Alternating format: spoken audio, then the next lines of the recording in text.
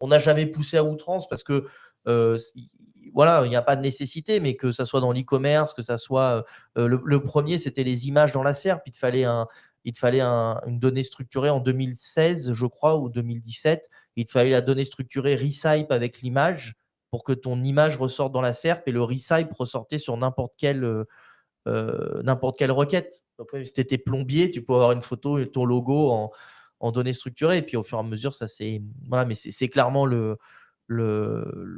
pour aider les LLM à crawler, à comprendre de quoi on À parle. la base, c'était pour aider Google à Ouais. crawler.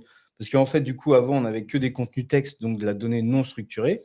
Ça utilisait beaucoup de ressources à Google pour comprendre le contenu.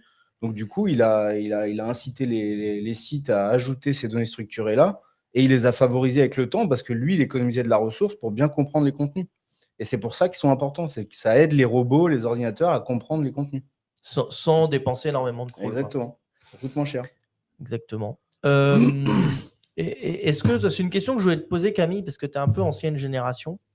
Est-ce que tu vois là dans la transition qu'on a à faire sur les nouvelles techniques à apprendre, la nouvelle manière d'être visible, parce que entre faire un texte un peu spammy pour Google, faire du netlinking et savoir tourner des vidéos, monter des images, il y a quand même un pas, hein, et c'est pas les mêmes métiers.